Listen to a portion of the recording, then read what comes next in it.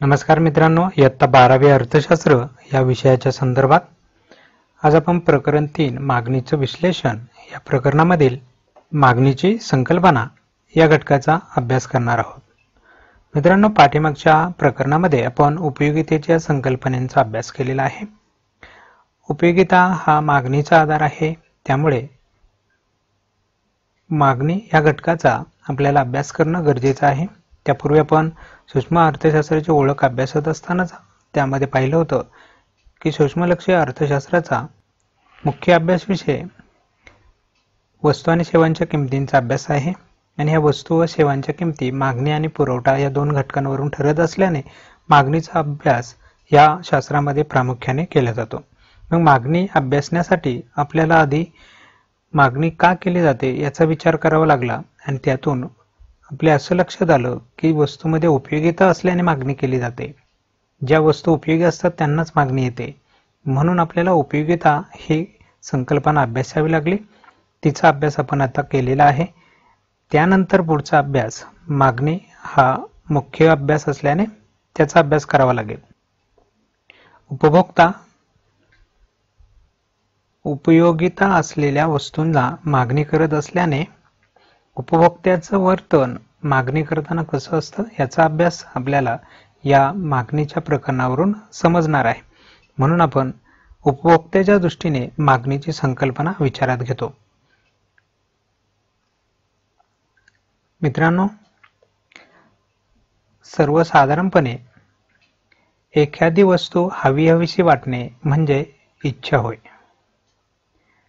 या इच्छेला आपण एका दृष्टीने मागणी संबोधतो. आता इच्छेला आपण मागणी कसं संबोधतो यासाठी एक उदाहरण पाहूया.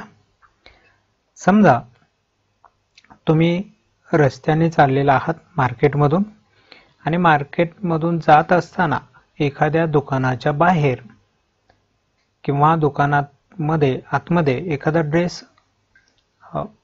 लावलेला असतो किंवा त्या ठिकाणी ठेवलेला असतो आणि तो ड्रेस आपण बाहेरून पाहिल्यानंतर आपल्याला खूप आवडतो आणि तो ड्रेस घेण्याची आपली इच्छा निर्माण होते. आता या उदाहरणामध्ये आपण जर व्यवस्थित विचार केला तर आपल्याला असं दिसतं की आपल्या दृष्टीने त्या ड्रेसला मागणी आहे, कारण आपल्याला तो घ्यायचा आहे. याचा अर्थ माझ्या दृष्टीने त्या ड्रेसला मागणी आहे. म्हणून ती रस्त्याने चालल्यानंतर एखादी वस्तू आवडणे आणि ती घेण्याची इच्छा निर्माण होणे हिला आपण मागणी म्हणतो. म्हणून याच्या आधारेच आपल्याला सांगितलं एखादी वस्तू हवीहवीशी वाटणे म्हणजे इच्छा होय. आणि ही जी इच्छा असते त्या इच्छेला दैनंदिन जीवनामध्ये आपण मागणी असं संबोधतो किंवा मागणी म्हटलं जातं. परंतु शास्त्रीय दृष्टीने मागणी म्हणजे अशी इच्छा की जिला खरेदी शक्तीचे पाठबळ आणि ते खर्च करण्याची मानसिक तयारी असते, अशा इच्छेचे रूपांतर मागणीत होते. मित्रांनो, व्यवस्थित हा घटक समजून घ्या.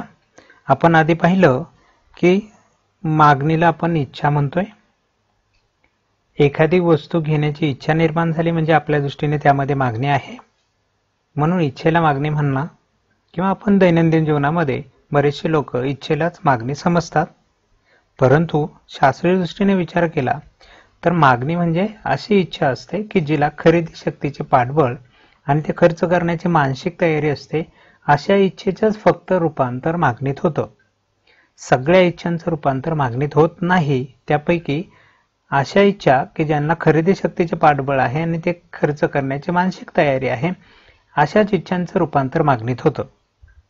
आता हे देखील आपल्याला असं सांगून कळणार नाही, त्यासाठी आपल्याला एखादं उदाहरण पाहावं लागेल. चला एक उदाहरण पाहूया. आत्ताच आपण उदाहरण पाहत होतो, रस्त्याने चाललेलं असताना दुकानातला एखादा ड्रेस खूप छान आहे म्हणून आवडला, तो घेण्याची इच्छा निर्माण झाली. ती इच्छा मागणी होईल की नाही हे डिपेंड आहे, हे अवलंबून आहे इतर दोन घटकांवरती. इतर दोन घटक कुठले? खरेदी शक्तीचे पाठबळ.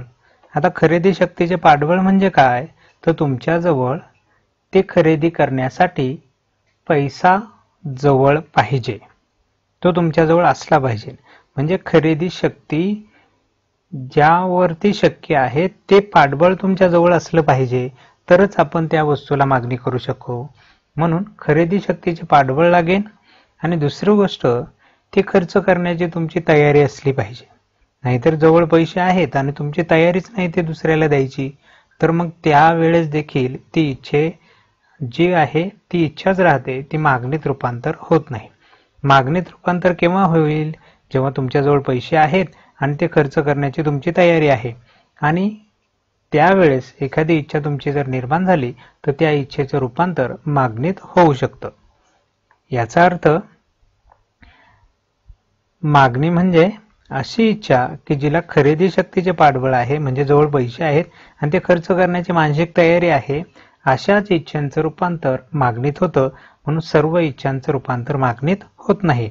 यावरून आपल्याला असं लक्षात येईल की मागणी म्हणजे काय? तर मागणी ही इच्छा असणे प्लस खरेदी क्षमता असणे प्लस खर्च करण्याची तयारी असणे या 3 गोष्टींवरती अवलंबून आहे किंवा आधारित आहे. म्हणून ह्या 3 अटी जेव्हा पूर्ण होतील तेव्हाच इच्छेचं रूपांतर मागणीत होईल, तेव्हाच एखाद्या वस्तूला मागणी येते. यावरून आपण असं लक्षात घेतलं पाहिजे की इच्छा याचा अर्थ मागणी नाही. मागणीसाठी इतर काही घटक देखील जबाबदार आहेत, गरजेचे आहेत, तेव्हाच इच्छा मागणी बनते. म्हणून मागणी वेगळी आहे, इच्छा वेगळी आहे.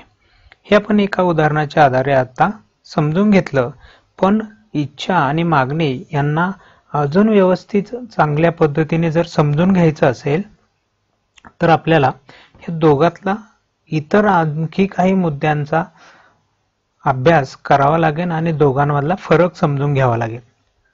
चला तर मग ह्या दोघातला थोडासा फरक, इतर थोडीशी डीप माहिती आपण त्याला म्हणूयात, ती अभ्यासूया.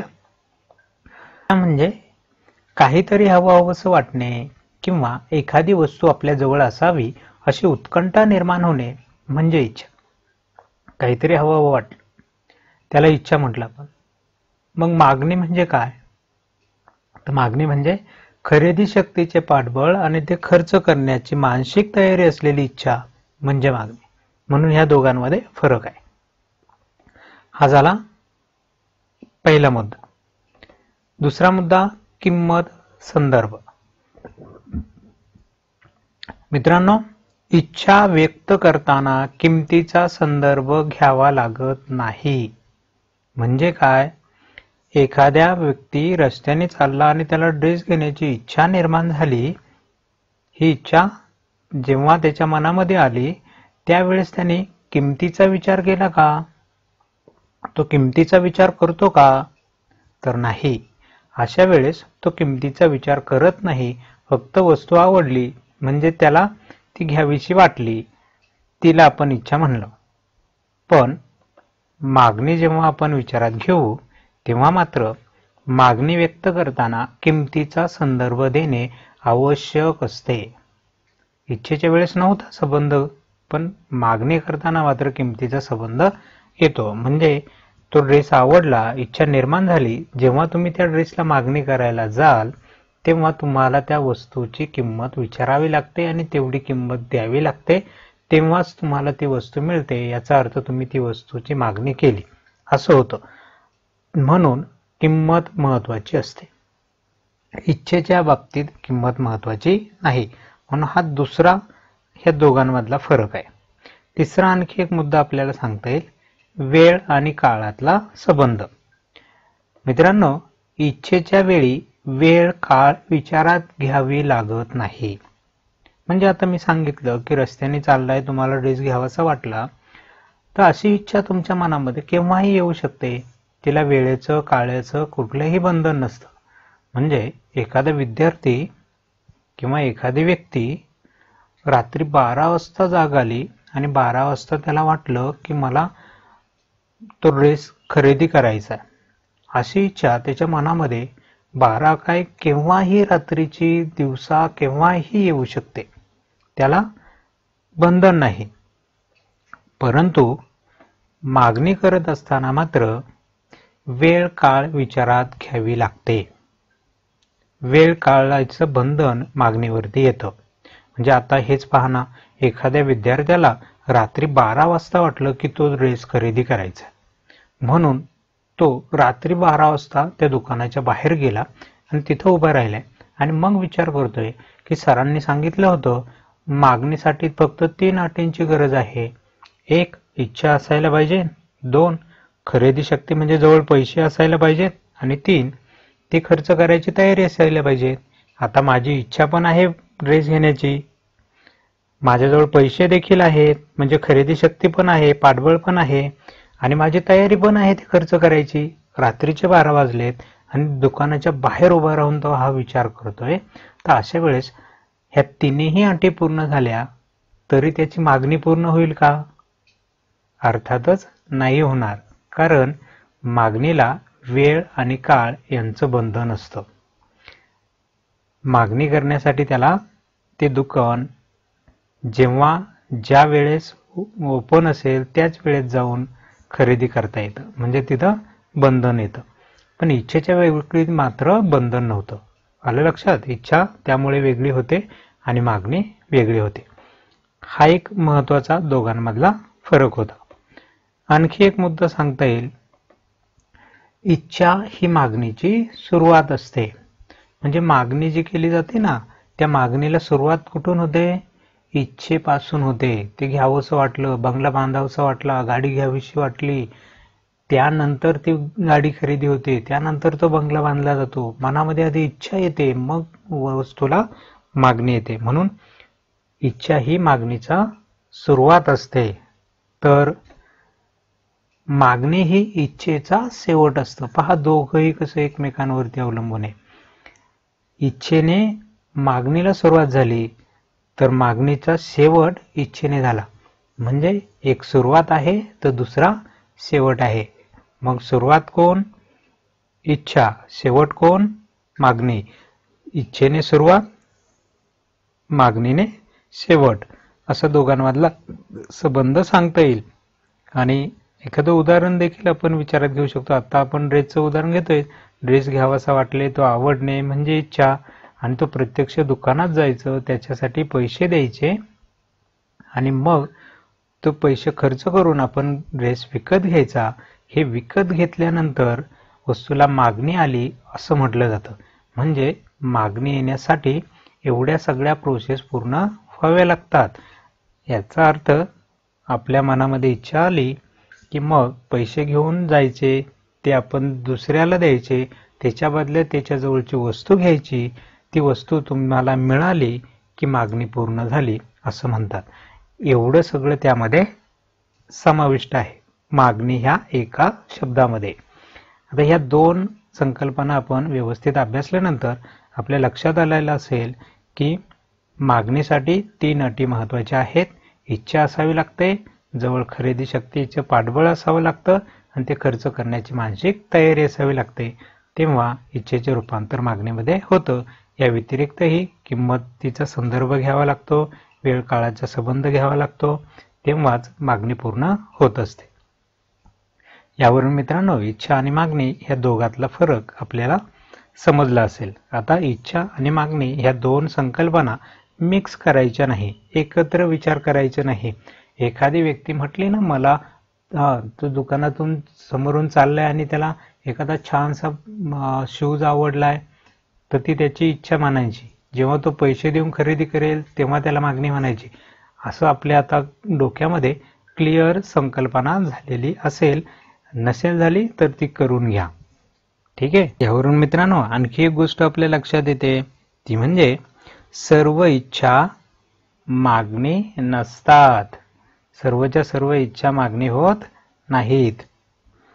परंतु काही इच्छांचं मागणीत रूपांतर होतं, त्याला आपण परिणामकारक इच्छा असं म्हणतो. त्या इच्छेचा परिणाम आपल्याला दिसला मागणीत रूपांतर होताना, म्हणून ती परिणामकारक इच्छा होती. सर्वच्या सर्व इच्छा पूर्ण होत नाहीत. ज्या इच्छांना खरेदी शक्ती आणि खर्च करण्याची तयारी यांचं पाठबळ लागतं तेव्हाच मागणी येत असते. हे आता तुम्ही क्लिअर करून घ्या. आता इच्छा आणि मागणी पूर्ण क्लिअर झालेला आहे. आता जाऊयात आपल्या मागणीच्या संकल्पनेकडे. अजूनपर्यंत आपण मागणीच्या संकल्पनेला सुरुवात केली, पण जी आपण समजत होतो ना मागणी इच्छेला, ती आपण आता क्लिअर केली. आता इच्छा आणि मागणी आपल्या डोक्यामध्ये मिक्स होणार नाही. ज्या विद्यार्थ्याने इकॉनॉमिक्स अभ्यासलं त्याच्या डोक्यामध्ये इच्छा आणि मागणी कधीही मिक्स होणार नाहीत. त्या दोन वेगळ्या संकल्पना येतील. बाकीच्या लोकांना माहित नाही, त्यांच्या डोक्यामध्ये येणार नाही, पण तुमच्या आलंच पाहिजे. ठीक आहे. आता आपण त्या मागणीच्या संकल्पनेची शास्त्रशुद्ध अभ्यास करायला जाऊयात, म्हणजे त्याची व्याख्या अभ्यासूयात. आत्ता मग काय अभ्यासलं? आत्ता आपण अभ्यास केला इच्छेच्या तुलनेत मागणी काय आहे. इच्छा आणि मागणीच्या संबंधाने आपण तिथं व्याख्या अर्थ मागणीचा पाहिला, पण तो शास्त्रशुद्ध जो आपल्याला शास्त्रीय अपेक्षित आहे व्याख्येच्या स्वरूपातला तो नव्हता. तो इच्छेच्या बरोबर तुलना करून केलेला अभ्यास होता. आता आपल्याला मागणी सेपरेट अभ्यासायची. आता आपल्याला कळाले इच्छा आणि मागणी वेगळे आहेत, मागणी वेगळे आहेत. तर मग ह्या मागणीचाच फक्त अभ्यास जेव्हा आपण करू तेव्हा ती मागणीची संकल्पना आपल्याला समजेल. चला, व्याख्याद्वारे आपण ती संकल्पना पुन्हा एकदा व्यवस्थित समजून घेऊया. विशिष्ट वेळी विशिष्ट किमतीला विशिष्ट वस्तूची खरेदी केलेल्या नगसंख्या म्हणजे त्या वस्तूची मागणी होय. बेनहॅम या शास्त्रज्ञांनी ही व्याख्या सांगितलेली आहे. बेनहॅम यांच्या मते विशिष्ट वेळी विशिष्ट किमतीला विशिष्ट वस्तूची खरेदी केलेली नगसंख्या म्हणजे त्या वस्तूची मागणी होय. आता ही व्याख्या आहे, शास्त्रशुद्ध व्याख्या आहे, त्यामुळे मी फक्त वाचून दाखवली म्हणजे तुम्हाला मागणीची संकल्पना लक्षात येणार नाही. त्यासाठी पुन्हा आपण उदाहरणाचा आधार घेऊयात. पहा, आत्ताच आपण विषय घेतला होता की रस्त्याने चालू असताना एखादा तुम्हाला ड्रेस घेण्याची इच्छा निर्माण झाली, तर रस्त्याने चाललेला असताना तुम्हाला एखादी वस्तू घेण्याची इच्छा निर्माण होणे म्हणजेच ह्या व्याख्येतला पहिला शब्द आहे विशिष्ट वेळी. ही इच्छा केव्हा निर्माण झाली? त्यावेळीची मागणी आपण विचारात घेत असतो. म्हणजे काल मला ड्रेस घेण्याची इच्छा निर्माण झाली, आज मला शूज घेण्याची इच्छा निर्माण होईल किंवा इतर दुसरी एखादी वस्तू खरेदी करण्याची इच्छा होऊ शकते. त्यामुळे कालची मागणी, कालची इच्छा आणि आजची मागणी, आजची इच्छा ह्या वेगळ्या असणार आहेत. म्हणून मी सांगतोय ती मागणी कोणत्या काळातली आहे तो काळ महत्वाचा ठरेल ना. यासाठी विशिष्ट वेळी त्या वेळेच्या मागणीचा मी विचार करतोय. विशिष्ट वेळी काल मला ती ड्रेस घेण्याची इच्छा होती, म्हणून विशिष्ट वेळी विशिष्ट किमतीला ती वस्तू जी आपण मागणी करतो ना, ती मागणी करत असताना त्या दुकानात जाऊन त्या ड्रेसची किंमत आपण विचारली असेल, ती किंमत आपल्याला पसंत पडली तर ती किंमत देऊन आपण वस्तू खरेदी केल्यावर मागणी आली असेल. याचा अर्थ विशिष्ट किंमत पण तिथं होती आणि ती किंमत आपल्याला पसंत होती म्हणून मागणी आली. जर आपल्याला ती किंमत खूप जास्त वाटली असती तर मागणी आली असती का वस्तूला? नाही. ती वस्तूचं म्हणजे आपल्या इच्छेचं रूपांतर मागणीत झालंच नसतं, पण आपण त्या किमतीला ती वस्तू खरेदी केली म्हणून किंमत पण तिथं महत्वाची होती. त्या किमतीमुळे देखील आपली मागणी फेटाळली गेली असती, आपण मागणी करायचं थांबलो असतो, पण किंमत आपल्याला जास्त वाटली नाही म्हणून आपण खरेदी केली, म्हणून किंमत पण महत्वाची होती.